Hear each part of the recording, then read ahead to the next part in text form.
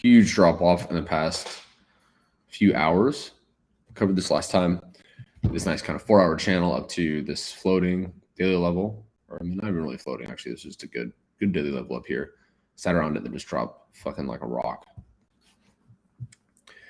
Since then, have not been able to capture any part of this movement because it's not following my rules except for possibly now. So I had this kind of 1-hour channel, which couldn't take because this was kind of a true break to the downside. It was hugging this downside, and I don't have I don't have that as one of my options. Like a false break on this side would be going upwards. So these two candles here were confirming candles, so wasn't able to take a trade here. We do have this kind of 1-hour channel, which has been established by this 1 hour. So actually, now that I'm talking through this, okay, no, we have, yeah, creating, confirming. So one thing I was concerned about is like, oh, am I relying on this candle being here for the level? But I'm not. So the only trade option that I have here for going short, which has to be short because the 1-hour trend is clearly downwards. The daily trend is clearly downwards.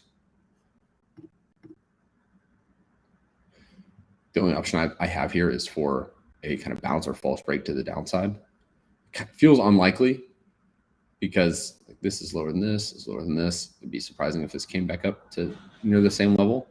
It just fucking barely missed here. See a high of 36168 and mine's at 200. But it's possible, but unlikely, unfortunately. So if I did take this, then I would be short. I'd take a stop loss at 36743, right about here. This is our previous high. And then there's nothing for daily levels or anything below for quite a while. Let's zoom out. So here's some previous lows. You know, this does not create a trend line that will impact us at all. There's not really much for, there really isn't very much for a daily level until we get down to these 30s, basically. And actually, let's go ahead and mark those. Let's see, closest thing looks like, yeah, about here, right at 30,000. We'll go ahead and mark that. That is our nearest, but there's a long way to go there. So if this trade does get hit, which feels not super likely, but if it does, you know, one school of thought is we don't know. There's no stops nearby, so we stop at 3 to 1. Another one is, can we take a way higher risk ratio trade by going down to the 30s?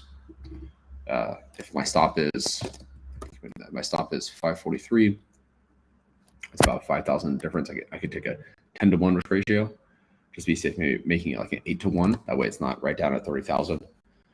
So one way to do this is maybe take half the profits at a 3 to 1, move the stop loss to break even, and then let that rest run from 8 to 1. So we'll see. Right now, I'm kind of at the bottom of this 1 hour candle range, so I'm not feeling super